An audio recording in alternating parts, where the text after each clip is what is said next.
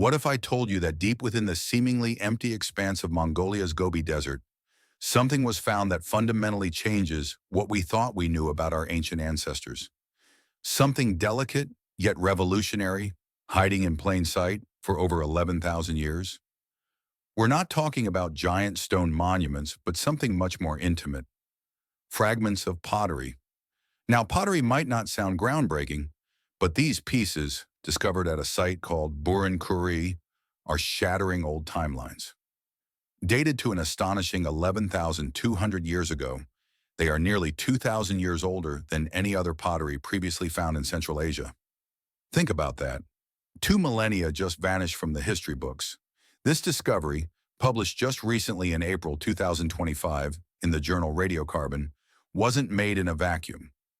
The Burun Khuree site, also known as Lake 5, sits in what's called the Flint Valley, about 700 kilometers south of Mongolia's capital, Ulaanbaatar. This area was already known as a Stone Age hotspot, littered with the tools of hunter-gatherers. But finding pottery this old, right alongside those tools? That's the real twist.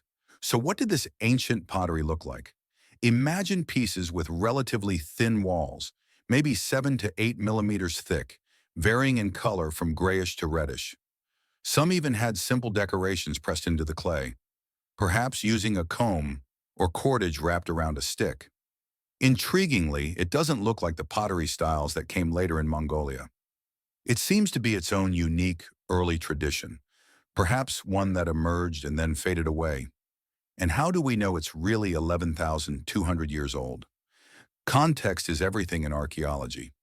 These fragments weren't just lying on the surface.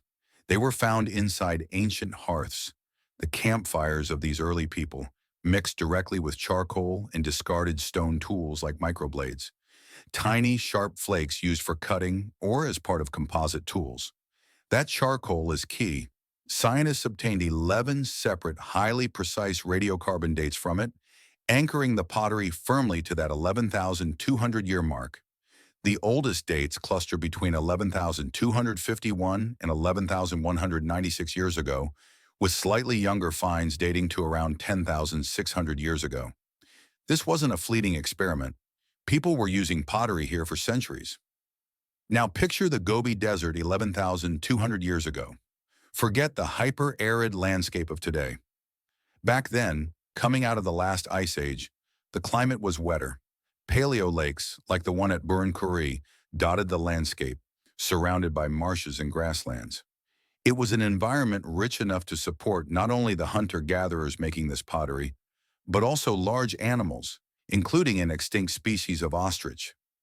Archaeologists even found beads and a pendant beautifully crafted from the shells of these ancient ostriches, hinting at artistry and personal expression alongside the daily grind of survival. This discovery has massive implications.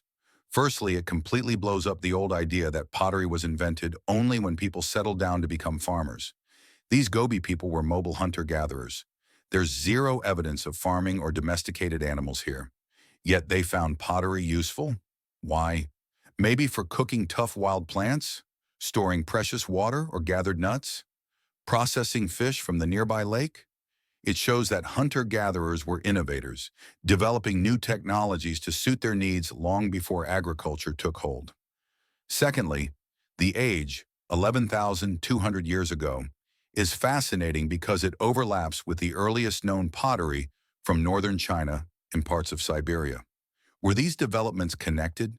Did ideas or people spread across Asia much earlier and more dynamically than we imagined? Or did different groups independently arrive at the same invention around the same time, perhaps driven by similar environmental changes and opportunities after the Ice Age?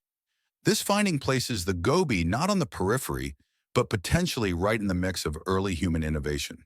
The research team, led by Dr. Bridie Soroba-Broski in collaboration with the Mongolian Academy of Sciences, is still working to unlock more secrets. They plan to analyze the clay itself, maybe even find microscopic residues inside the pots that could tell us exactly what was being cooked or stored all those millennia ago. So what we have here, hidden in the Gobi, is not just old pottery.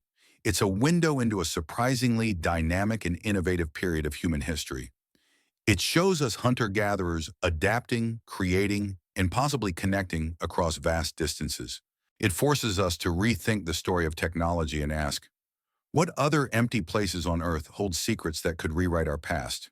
What else don't we know about the ingenuity of our ancestors, facing a changing world 11,000 years ago? The Gobi has yielded one answer, buried in the ashes of an ancient campfire. What other answers are still out there waiting?